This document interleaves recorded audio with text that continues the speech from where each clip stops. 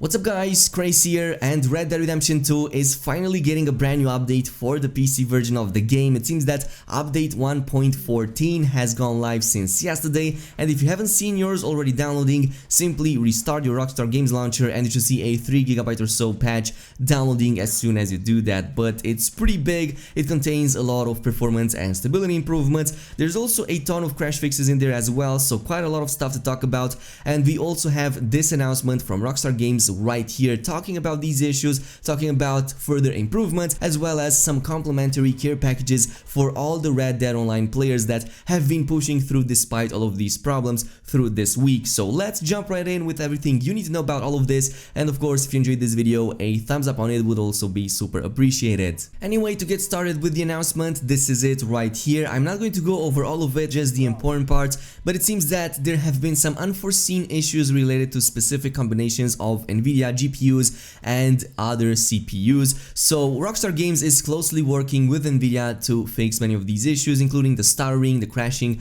and all of the other incompatibilities.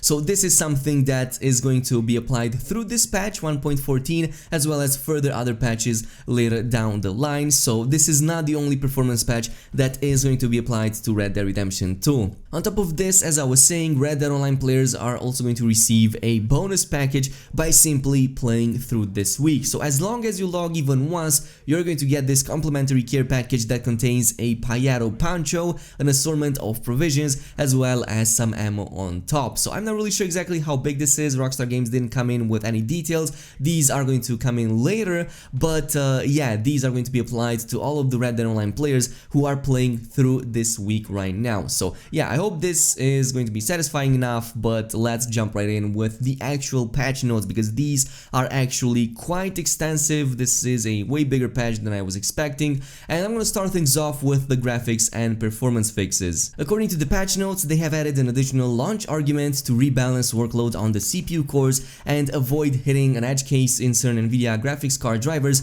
that causes significant stalls on 4-core and 6-core CPUs respectively. So if you don't have a fully on high-end PC or anything, this should help you with that. I believe it was either Digital Foundry or Gamer Nexus who raised this issue in the past, so I'm actually glad that Rockstar Games came in and fixed this. Probably they watched the video, maybe yes, maybe no, but I'm glad that this is in the patch notes, and I'm glad that players who have these types of CPUs are going to see a performance improvement. We also have more of these later down the line, so the overall stability and performance has been improved on graphics cards with 4GB of VRAM or less, especially when using Vulkan.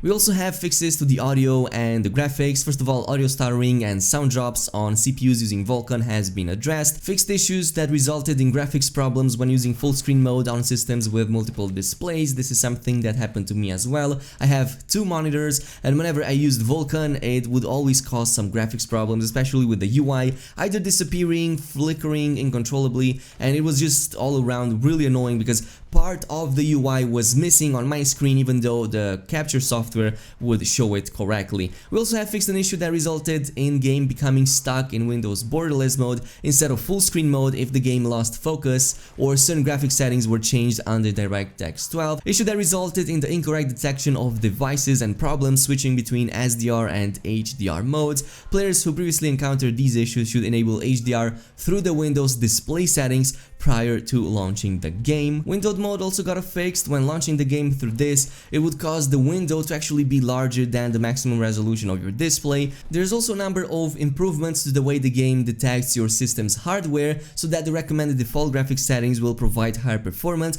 There's another one that fixed an issue that resulted in the game setting a default graphics preset that was unsupported by the amount of VRAM of the GPU, preventing the game from launching altogether. And finally, the issue that resulted in VRAM usage estimation for pending setting changes to be slightly different to the actual usage once the setting was applied. Moving on though, Tree Tessellation is going to get its own settings in the graphics menu. They have fixed an issue that resulted in reduced performance when switching between different graphics and without restoring the system. There's also a couple of fixes here to the photo mode, including the one that affected the brightness when capturing in HDR after editing, then using the social clubs menu, and another one that in some cases full screen screen affect the photo mode filters when using display ratio other than 16:9. Two issues that were causing graphics artifacts when using multisample anti-aliasing were being addressed, especially in terms of mirror reflections and pause menu map, and we have a whole bunch of other rendering and lighting issues that have been fixed, including for the waterfalls, for the story mode character, graphic artifacts on some systems utilizing multiple GPUs, graphical corruptions during theater shows in Saint Denis, graphic artifacts appearing when rendering some light reflections, rendering in the pause menu background after changing display resolution, and a whole bunch of other things here that are pretty annoying. And we also have the issue that resulted in reduced world detail at long distance when using items that allowed zooming, such as for example the binoculars. This was a pretty noticeable and annoying problem, and to top it all off, we also have some other performance improvements, especially to rendering of some in-game particle effects, improved rendering and performance of trails when in snowy areas of the game, and finally fixed the issue that resulted the partial rendering of the pause menu while some graphic settings were active. And this is it with the graphics and performance fixes. And then we have the stability fixes, which mostly affect the crashes, and there's a lot of them in there over here. I'm going to go over the more important ones. So there's a ton of crash fixes for the game startup and logo screen, for changing graphic settings or switching back and forth between the presets, crashes during the initial boot of the game in the windowed display mode, crashes when switching between windows and full screen display mode on some graphics cards.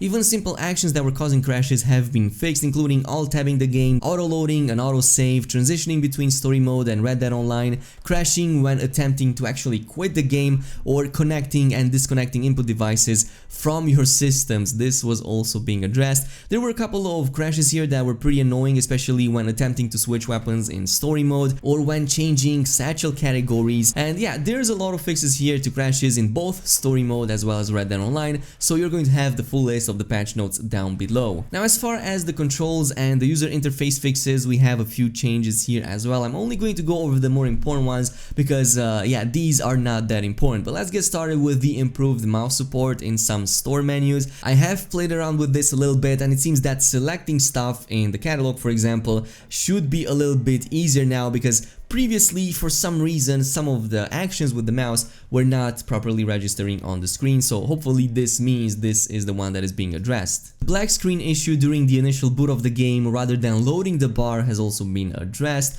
We also have one for the scrolling of the user interface. This was also a big problem to me, and it was constantly causing me issues with the mouse not being able to properly select parts of the interface. Also, look at this, they finally fixed the issue that resulted in the red selection highlight disappearing while browsing through the menus. This was like one of my biggest gripes with the menu selection, so yeah, this definitely is going to make things 100 times better. And there's a whole bunch of them for the text inputs, for the keyboard and mouse controls, for the pause menus, for the maps and everything else in between. We finally also have the general and miscellaneous, improve the stability and result consistency of the in-game benchmark tool, fix the issue that resulted in players appearing underneath the world when the lobby screen while playing some Red Dead Online content, fixed an issue that resulted in incorrect performance of the tap and hold speed control accessibility feature while using keyboard and mouse controls in first-person camera mode, fixed an issue that resulted in camera stuttering when using the mouse to look around while sprinting. This is something that we actually had a problem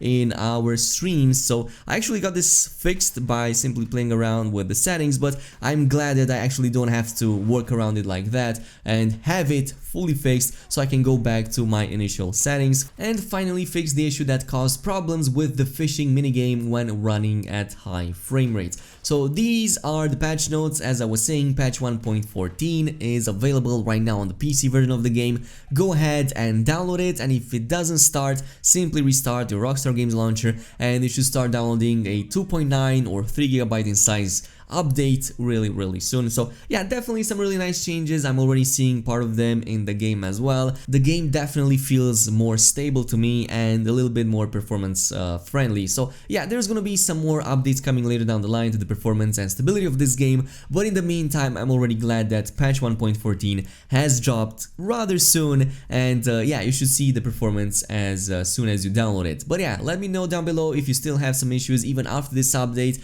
In the meantime, if you enjoyed this video, a thumbs up on it would be super appreciated. Also subscribe and activate that notification bell, and I'm gonna see you guys in the next one.